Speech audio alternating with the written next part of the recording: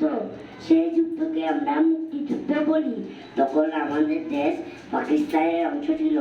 Pakistani military 25শে March আমাদের উপর হামলা করে, অনেক মানুষ মেরে ফেলে, অনেক ঘরবাড়ি পুড়িয়ে দেয়।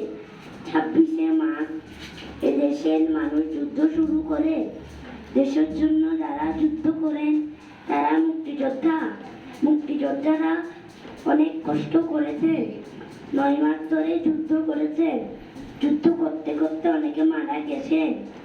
দেশের জন্য যুদ্ধ করে যারা মারা যান তারা শহীদ। 1971 সালে 16ই ডিসেম্বর পাকিস্তানিরা হেরে যায়, মুক্তিযোদ্ধারা জয়ী হন, বাংলাদেশ স্বাধীন হন।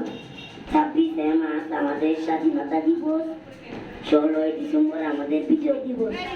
তালি দেন সবাই। মাশাআল্লাহ মাশাআল্লাহ।